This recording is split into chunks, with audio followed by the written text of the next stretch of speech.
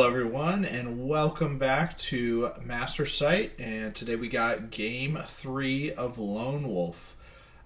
So we are 1-1 at this point, coming off of a big win. So we're back up into competitive field. There's going to be a lot of good players at 1-1 in the field of Lone Wolf. And we probably get one of the best of them for this matchup. So we're going up against Garrett Mercier. He's one of my fellow region mates out of the mountain region here. He's out of Colorado. And Garrett and I have played a lot outside of tournaments, but we were trying to figure out when's the last time we played at an event. And it's kind of crazy to us, but it's been, if we've played at an event, it's been years ago. So neither of us could remember. So I'm saying that we're going into this with, a fresh record. First winner here is going to have the bragging rights in that little head-to-head matchup. So, but I got my work cut out for me because Garrett is one of the best in our region, one of the best in the country, honestly. And he has a habit of playing some fucking weird shit. His lists are just out of this world, mind-boggling, and he makes them work. And we got one of those lists here, so let's go ahead and dive right into it. So he's playing Trident Realms, and he's playing the units that nobody knows what they do in Trident Realms. So let's start with 3 regiments of Riverguard Tree Leapers. You look at their stats, it's like, okay. And then he's got 3 regiments of Placoderms. People haven't played these since they lost in Snare. Okay. He's got 2 hordes of Dam Busters, one with Blade of Slashing, the other with Bruised Sharpness. Alright, there's people that definitely play Dam Busters, but all the complaining I hear leads me to believe Dam Busters aren't terribly great. He's got 2 Knuckers. Alright, yeah, that's good. He's going to round it out solid. Now, he goes with 2 Riverguard Centurion heroes, which, again, is just something you never see. And then he rounds it out with a Naiad Wormrider Centurion, which is, a little more common. But I don't know what this list is doing. Like, it's fast, it's tanky with the Placoderms. The Dam Busters hit hard, but only one of them hitting on 3s, so kinda. It's just a lot of stuff that I haven't faced before, and on paper, it doesn't look too scary, but when it's all rushing at you, we'll see it's a little scary. So he's got 13 units with 27 unit strength. So pretty decent all around. And in this scenario, we're playing a modified control. So the 6 Flags over Texas. So you add up it's worded really weird in the pack, but Mark actually clarified this. It's control with unit strength, so you add the unit strength up in each zone. Whoever has the most wins. If it's a tie, then it's contested. So if you're winning a zone, you get plus 4 points for each zone you're winning. If it's a draw or a tie, each person gets 1 point for that zone. And then the bonus objectives, you get plus 2 points for controlling your opponent's center zone, plus 1 point for controlling the center zone on your side of the table, and then plus 1 point if your opponent does not control any zones on your side of the table. Basically, we're playing control, and you get a couple extra bonuses for the control, but winning by 1 zone is only going to be a plus 4 points, so that's like a 12-8 win. But if it's like that center middle zone, then it bumps it up another 1. So realistically, you're looking at, you want to win the scenario, obviously, but every zone you control, it's going to be an additional like plus 2. And then the bonus points are up for another possible plus 2 if you get all of them. So it's gonna be really tough for people to actually 20-0. You practically have to wipe your opponent for this scenario. So we're just looking at it. We're going to be playing for the victory in general, but knowing that it's probably going to be a minor victory because those placoderms he has are going to be really tough to move off of control zones, and they're unit strength 3. So here is Garrett himself, the legend, in the Mountain Dew shirt, as you do. For those that don't know Garrett, he's a really great guy, just a real pillar of the community. Would highly recommend getting to know him, talking to him. He has amazing ideas when it comes to list building. And he's, like I said, he's a great player, so he can implement a lot of unique strategies with these off-the-wall lists that he ends up bringing. So here is our deployment. So again, Garrett and I, we're not used to deploying terrain, so we walked up to the board. This is how the terrain was. Said, looks good to me. Let's play. Impassables, we got 1 top left, bottom center, and right. Hills, we got just 2 over here on the top. Forest, we have 1 bottom right, bottom left, and center left.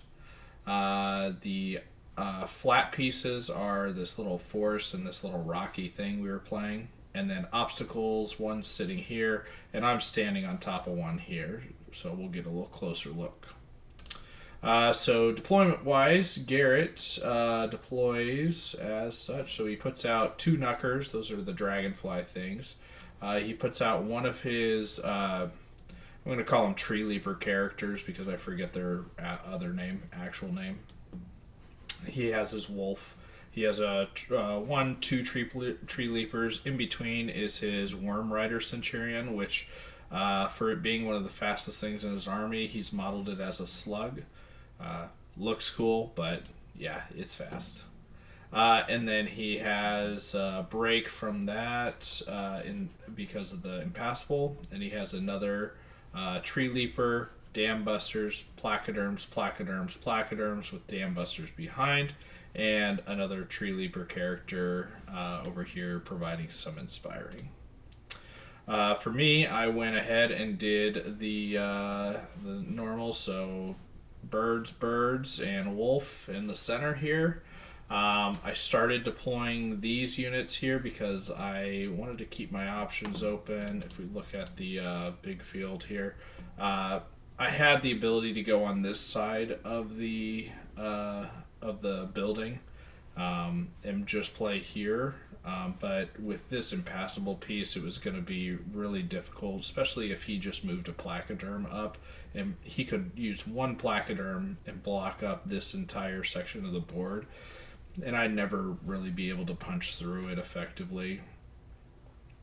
So I would only really be playing for 2 table quarters and essentially sacrificing 3 and potentially punch through to get a 3rd. So I decided, split. I'm not really too happy with it, but I decided to split my force a little bit because of this impassable in the center. So I do have Shobik, Regiment of Mummies, and the Enslaved Guardians. No J-Boots over here.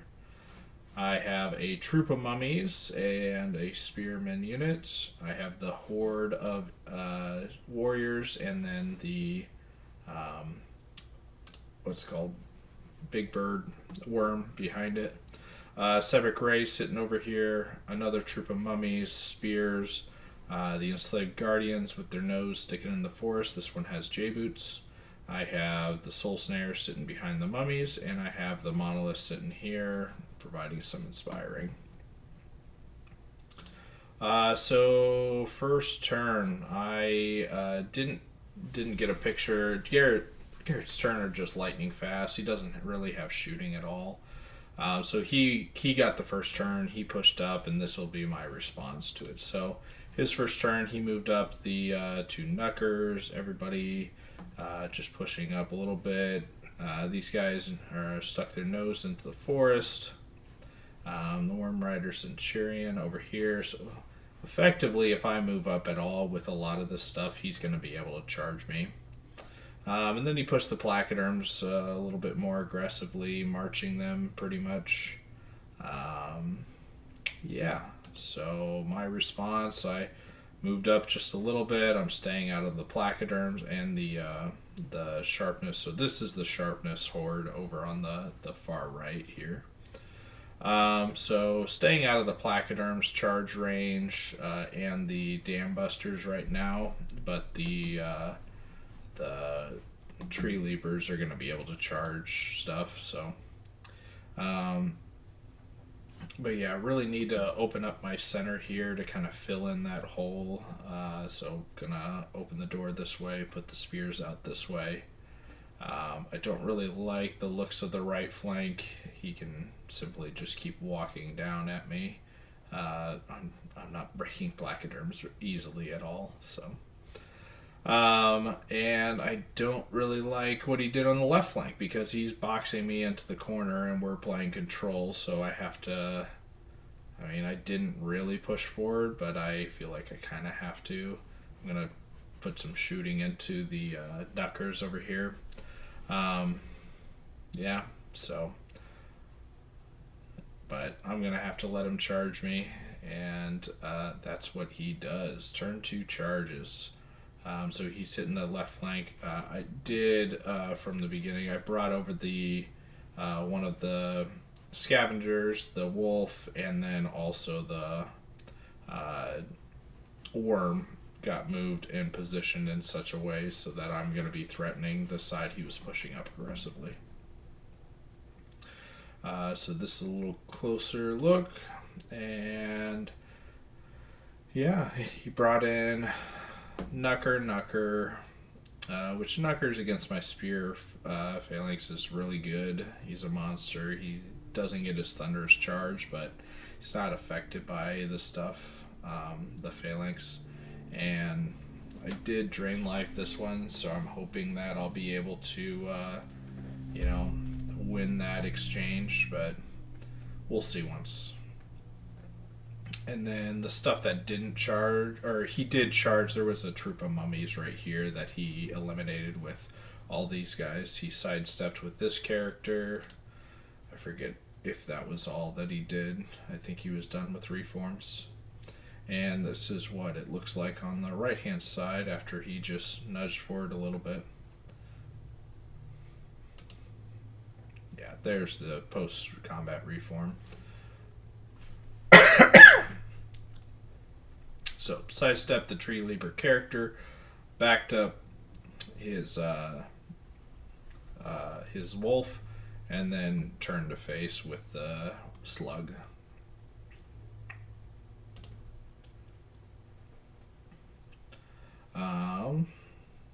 Yeah, so this is after movement, after shooting even for my turn, it looks like.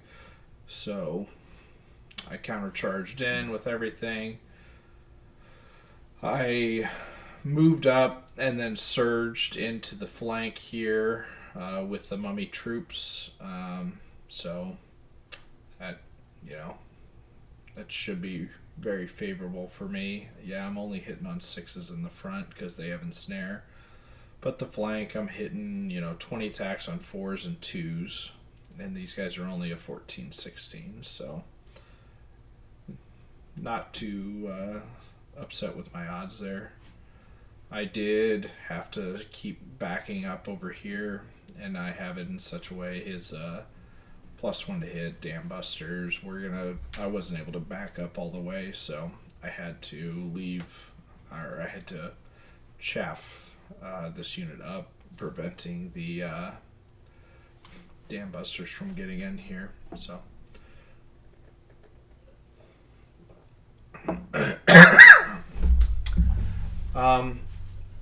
yeah, all in all, I'm not too thrilled with my positioning here. Garrett's really controlling the battlefield, controlling the tempo, and his army is applying a lot of pressure where I'm struggling to really deal with it. So but a little bit closer up on the right here. So positioning wise, nothing can hit Shobik this turn. Nothing can hit these guys.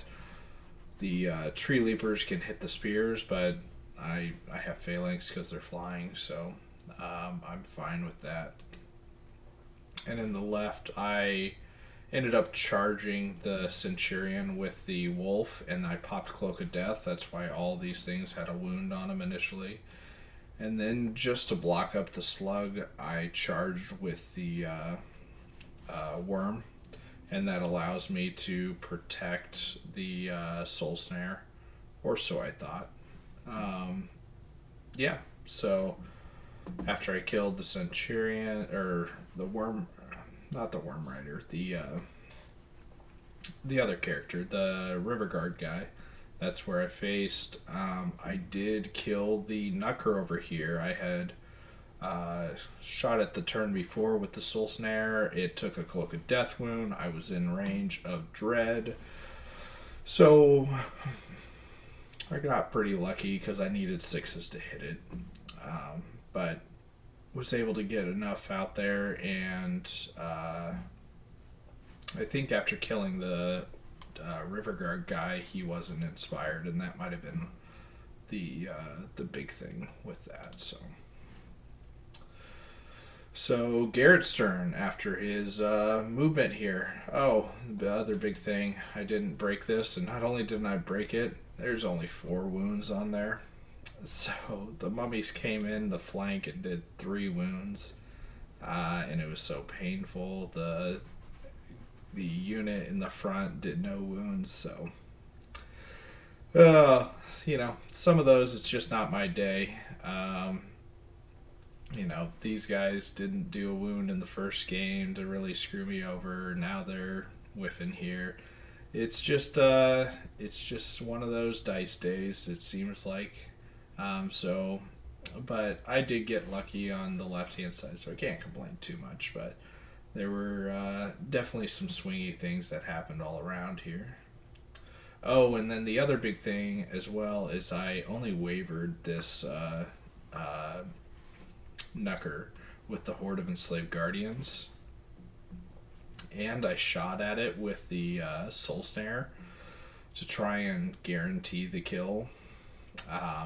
So, yeah, unfortunate. So on the right, he moves up, he charges in. Placoderms don't have Pathfinder, so that's why part of the reason why I put these guys here is that I think they can actually hold out for quite a long time against them. Especially if I decide to just keep delaying and withdrawing and keep getting him hindered. So we'll see.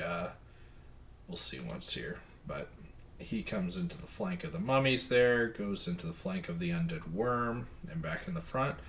And then this little thing here. So the lone wolf character seems all high and mighty, but he actually doesn't have the mighty special rule. So he was able to charge through and hit my soul snare with his ranger. On the right, he only does 1 wound. A little unlucky for him. 15 attacks on 5s and 4s, but yeah. And then he does kill the soul snare and pivots like so. He also kills the undead worm. But he does not kill the scavengers, which is a unit that I had charged into the tree leapers to chaff up. And I did get a wound on the tree leapers to actually sit them down. Unlike previous games and turns, they did their job. So he does wipe up that mummy troop, and he did a couple more wounds to the horde. I've just been healing the horde pretty much, so keeping it pretty healthy so far. So this is what it looks like for my turn. So bottom of 3. Yeah, the left-hand flank is going a little bit better than I thought. The center's not great here, and the right is pretty terrible, but I decide this is the time to kind of gamble a little bit, commit as it were. So I go in. So Enslaved Guardians and Shovik into Placoderms. Odds are I don't actually break them, but I should do a good number of wounds, and then I feel like Shovik's in a good spot. I knock this unit out of the air, with the Spearman. He likely does not kill me on the crackback, and then Shovik has the ability to remove himself from this combat by just turning and moving 7 inches and then getting over here. So if this is not looking good, or if I can just countercharge with one of the units, I can get value out of Shovik still for the next turn. Otherwise, we're just countercharging, and then the big thing over here was I decided to do a withdraw and charge the wolf. Now, instead of I pop my J boots this turn, so I'm just -1 for the withdraw. But I have Pathfinder, so I'll be hitting on 4s, wounding on 3s. I do have the Dread in range. And his guy, I believe, already has 1 wound on it. Where's his thing? Yeah, I think one of these was his because of the Cloak of Death before, so not great odds, but going back into a Knucker and finishing it just felt bad.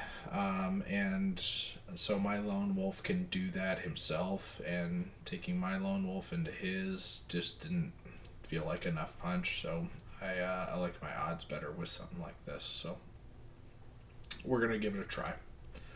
And then reform the mummies on the right to look this way. I have faith that we will hold out, hopefully. So yeah, I did enough. I killed the Lone Ranger, or the Lone Wolf. And then I went for the overrun, which I think I needed 2 or 3 inches, and I rolled a 1. So I used my tournament reroll, and I got it for the tournament reroll. It's like, all right, I think definitely worth it. We still have Pathfinder, but we are still -1 to hit from the withdraw that we've done at the beginning of the turn. So, not great odds. This guy had regens after I had hit him and whatnot, so he only has 2 wounds on him. I think he's a 13-15, defense 5 so, in snare, so it's going to be pretty tough. So, or no, he's not in snare. It's the individuals that are. And then we had hit the flank over here, but we're hindered, so I don't expect to do much. Oh my God, we killed the Centurion Worm Rider. We got really lucky with that. Now this left-hand side is looking much more favorable for us with those 2 guys gone. None of the individuals, so we don't have any shenanigans going. It's just the 3 River Guard units and then this Dam Buster Horde. I'm controlling everybody except for this River Guard unit here, but it really doesn't have many good options. But then we immediately get off of our high and say, "Oh, we're not gonna wound these Dam Busters." Well, shit, because those Dam Busters, even though Shovik's facing this way, he's just got a big mallet that knocks models over. He's actually facing that way. So that's a flank. Well, hopefully we can kill these Placoderms. No, we don't kill the Placoderms. So yeah, that's, winning on the left, losing on the right. Yeah, happens, I guess. So we get a good roll, we get a bad roll, and then, oh my God, everything's just circling in over here. That's a flank, that's a front, that's a front, that's a flank. That's gonna hurt. And then he double front charges the Horde here, and he countercharges into these guys up here, because I didn't really do much of anything to him, as expected. The Scavengers hold, that's amazing, because he brought in the character as well. I'm happily surprised at that. So maybe if the other guys hold, that's going to be big. The spearmen hold, or not the spears, but the horde holds. The birds didn't hold, but we kind of expected that happening. We didn't even have inspiring over there because the monolith had to back up for this withdraw move. But that's okay. We've got a little bit of wounds on them already. The wolves, gonna be able to go in, try and help them out. I could even bring this horde in there, depending, but hopefully, we can just get a flank with one of them. And he kills the enslaved guardians. Well, that was the sharpness unit. That was kind of expected.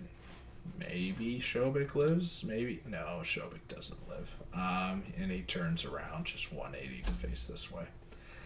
So yeah, my turn, and this is what I'm doing on my turn. I charge this placoderm unit, just trying to hold it up a little bit, trying to prevent some of these double charge things from happening. We'll see.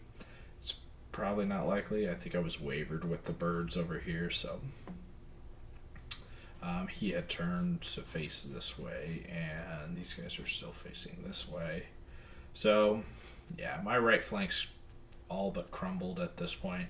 My left flank is looking decent, so but I'm really running out of tools to be able to deal with these dam busters. It's really just an enslaved guardian unit at this point. And those dam busters are 100% full health, so not liking the position I'm in right now, especially because he has 4 table quarters over here that he can get with all 4 of these units after he mops up. And there's very little I can do. I might be able to contest my side center, but I still need to get across the board even on these other zones. So really I'm only in one zone right now. So but yeah, go in the flank, go in the front. We go back in the front there. I think these guys are still sitting on 4 wounds. We can't hit wound to save our lives or anything. So, but yeah, and then there we ended up surging into the dam busters, because if it doesn't do a wound the first time, maybe it will the second time. We kill all 3 of the Tree Leaper units, which was pretty amazing. But he doesn't have inspiring over here anymore, so that's it's not terribly uncommon that we would be able to do it. But we run forward with the spears, because those spears are the ones trying to get up there. There wasn't any really great reforms, so I just ran forward here, and then I ran forward with that one as well.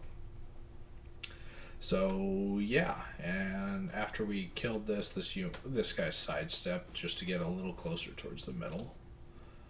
Yeah, we do a couple wounds to placoderms. This is wavered, so nothing.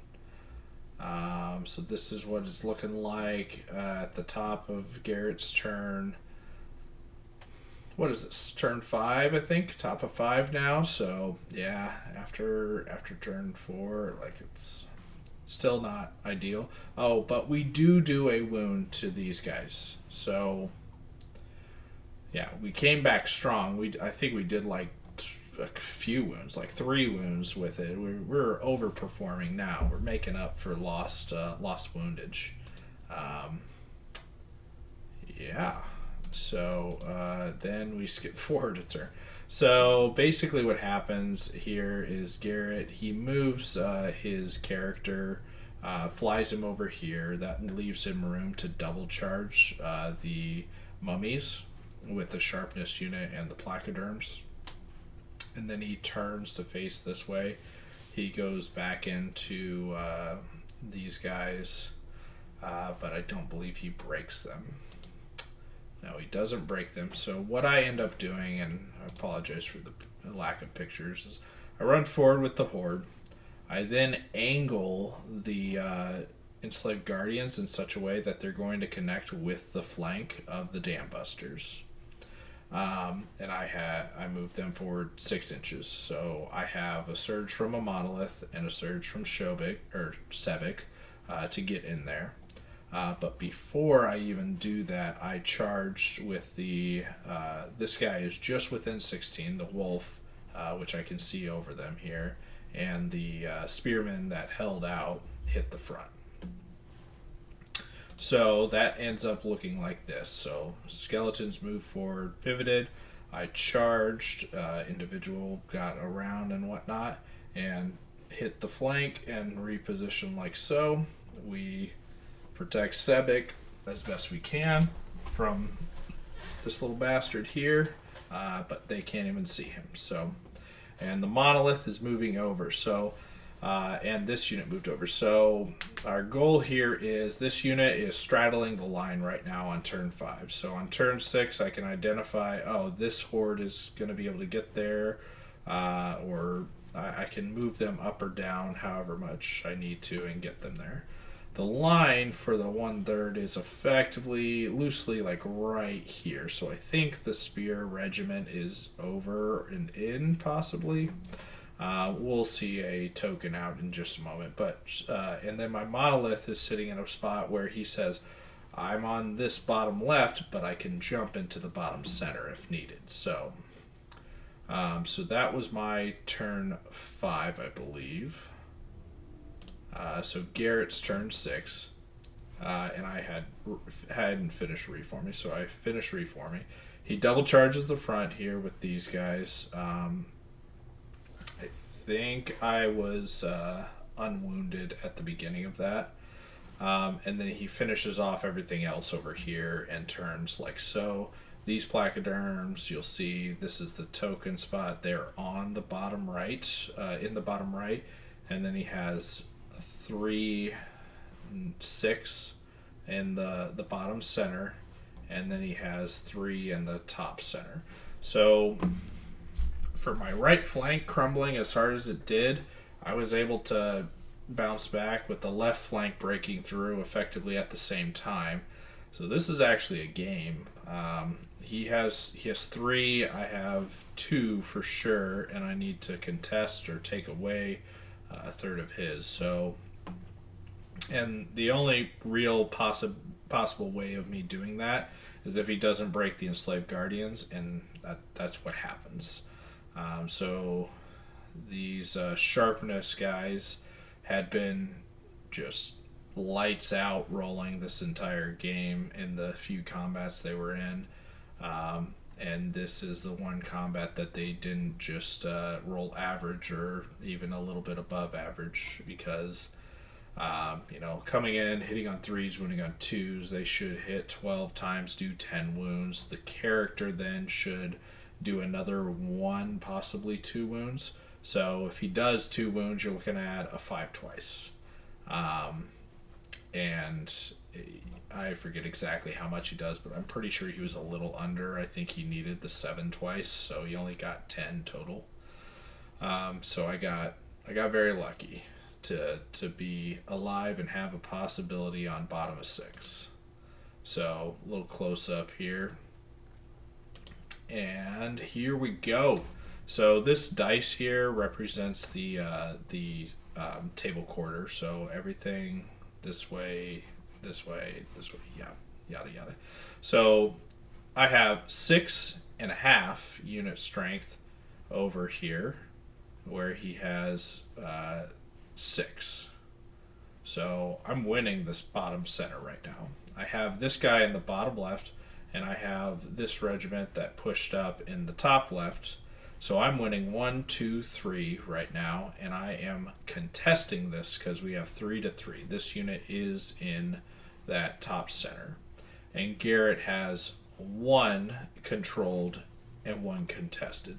So if it ends on 6 here, I'm winning, and I was very surprised to be in this position to have a possibility for a win even at this point. But I do have a lot coming into this unit here, and I mean, I'm not expecting to kill the placoderms. They do have 8 wounds from earlier, but I'm coming in hindered charge, so 6s and 6s, not likely. Yeah, so we pick up the Dam Busters. That's something. That's a lot of something. That's pretty darn good. Back up with the individuals, so that way can't get charged and overran and whatnot. Not that he really has anything heavy hitting enough to break a full health wolf character, but my enslaved guardians are still hurting a little bit. I had healed them with Sepic Ray. I got a life leech, so at the very most, I'm really like down to 7 wounds right now. But he still has his character. He has a placoderm unit in. I couldn't risk a backup to try and get out of range of charge of the placoderms on a turn 7, because if I backed up too far, then I don't. Well, I guess I would control it still because he has 3. I have 3.5. So I could have backed up to protect this unit, but I just didn't see that as an option. I was still thinking he had the 6. I needed everything in here. So opportunity missed here, but that's all right. I guess an issue would be if I backed up and then he pinned me back with his individual out of the center, but I think I still could have played around it. Anyway, so Garrett's over there begging me to roll a turn 7. I definitely don't want that, but I've already used my reroll, so I can't really influence it too much. And I roll a turn 7. So here we go, one more time. He's playing for the win. He's going all in. He moves the placoderms out of the bottom right center and puts them into the center, thinking if I kill this enslaved guardian unit, I win the center then, because this placoderm unit's a full health unit. This one had a couple wounds and this one still has 8. Maybe I did 1 wound. I don't think so. So it is, it's all in time for Garrett. And, he took a minute or two to think about it, but then he's like, no, I got to go for the win, the heavy win. So here we go. And here we stay. He does not break the enslaved guardians once again. And he does not break the horde up here with these guys, which I don't think. I think they were hovering around 8 or 9 wounds, so they're not really in too much threat of dying. So I do some quick math, and I decide I got to get the most points I can out of it here. So what I decide to do is I decide to try and break this unit. This is the unit that I really want to kill. And so I bring the I couldn't get the enslaved guardians in.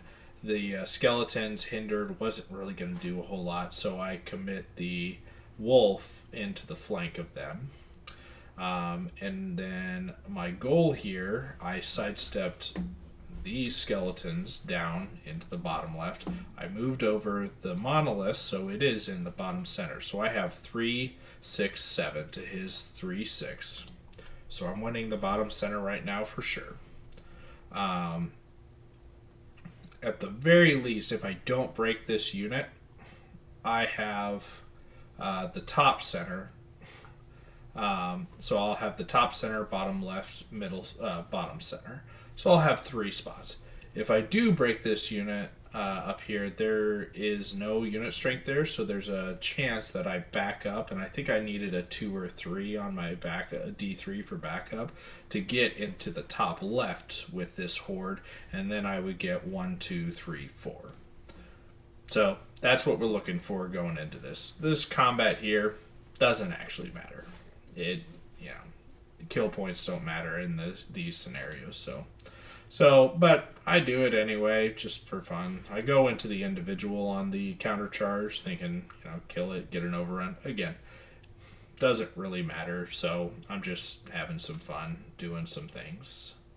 So, we kill the individual. That's about average. That's about right. To kill the individual, it's only like an 11, 13, or 10, 12. Yeah, I think 11, 13 nerves. So defense 5 and snare. Yeah, it's still really tough. But again, I didn't need to kill it. I didn't need to kill anything. I'm just here to roll some dice. Well, I rolled pretty lucky because exactly what I wanted to have happen happened. I even killed a fresh unit of placoderms, which I wasn't expecting to do. But no inspiring. I have the dread bubble. I had the good attacks from the wolf with the flank. Hitting on 4s, wounding on 5s. It's not ideal, but he already had 8 or 9 wounds on him. So if I get a wound with the dread, I need like a 5 one time, maybe a 6 one time. I think I rolled fairly well, and I think I did like 2 or 3 wounds combined between these 2 units. So I kill it, I roll for the backup, and I get a 3-inch full backup. So in the end, I have 1, 2, 3, 4. Garrett has none. So I'm up 16 points there. And then I have all the bonus points for another 4, bringing me up to 20. And somehow, some way, this game ended as a 20-0, and it makes no sense to either of us how that actually happened, especially after that turn 4 fiasco of Shobik getting flanked, the Enslaved Guardians getting flanked, and just losing my entire right-hand flank. Garrett and I were both pretty speechless. Like this like we've both been in a lot of 20-0s, like receiving it and giving it out, and this game at no point felt like a 20-0 for me. That if anybody was gonna get a 20-0, it felt like it was gonna be Garrett after that turn 4. So just a hell of a game. One of the craziest game in recent memories. Dice happen and everything, but with this one, it was just I don't even think it was so much dice. There was a couple of call outs with some good dice or bad dice, but really it just was kind of the ending of the scenario that took us off guard, and it was Garrett asking for the turn 7 because he wanted to kill those Enslaved Guardians, and it just kind of goes to show that if you can win the scenario, that's all it takes sometimes. And I think these units that I have on the table here were the units that I had alive on turn 4. So we just went 3 whole turns without Garrett picking up any of our units, and that's pretty damn lucky, if you ask me, to finish out the game. So this one will definitely be a memorable one, probably the most memorable for me from Lone Wolf. With this game and with Garrett, he got my best sports vote. It was just an all-around epic event. So Garrett, love you, bud. Definitely didn't feel like I deserved a 20-0 in this one, but I'm sure you're going to pay me back here shortly. So I appreciate the game. Play you anytime, and I look forward to the next time we get to play. So that's the end of day 1. Going into day 2, we're 2-1, but we're actually a really strong 2-1, sitting at 44 points out of possible 60. So we're going to be probably close to like top 10 placements at this point, maybe top 12 or so. So going into tomorrow, second day of Lone Wolf, we're going to have our work cut out for us. And if, there's a hope. If we keep on this 20-0 train, even with a loss, that best general trophy still might just come home with me. So, but we'll have to see on the next one if we can keep that up. So thanks for watching, everybody, and we'll see you on game 4.